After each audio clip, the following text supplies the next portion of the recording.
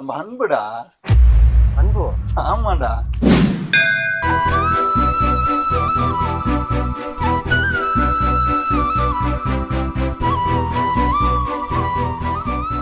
ஏய் தம்பி, குணா எப்படி இருக்க? நல்லா இருக்கேன். நீங்க எப்படி இருக்கீங்க? நல்லா இருக்கேன்.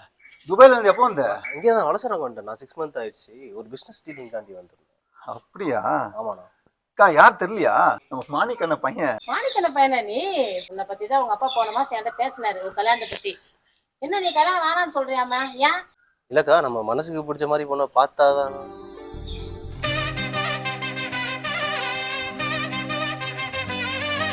ஏய் தம்பி, அன்புடா. அன்பு? ஆமாண்டா. என்ன வளர்ந்துட்டா? சின்ன வயசுல பாத்துருப்பேன், அடியெல்லாம் தெரிஞ்சிருக்காது. என்னடா நீ? ஏய் மச்சான், அவளுக்கு உங்கள் அப்பா அம்மாவை தெரியுது. அந்த பொண்ணே கண்டுபிடிச்சின்னு வை, உன் லவ் புட்டுக்கும்.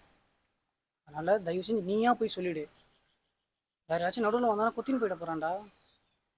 அதுக்கப்புறம் நீ என்ன சொல்லலைன்னு கேட்காத மச்சி, நான் ஜஸ்ட்டு சொல்கிறேன்.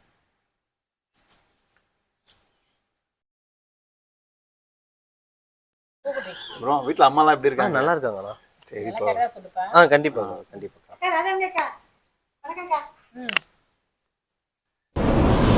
சரி, அப்பா எப்போ வரணும் ஊர்ல இருந்து?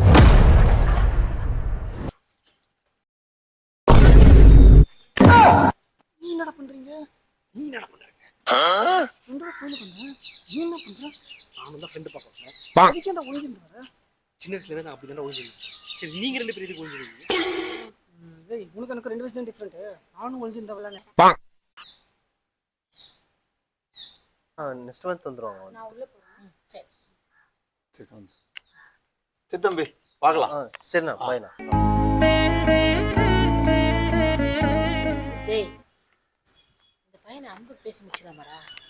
அக்கா, அன்பு இன்னும் படிக்கிறாக்கா, காலேஜ் போயிட்டு இருக்கா. அவளை போய் நீ படிச்சுட்டே கல்யாணம் பண்ணலாம்டா. அப்படின்ற பையன் கிடைக்காது.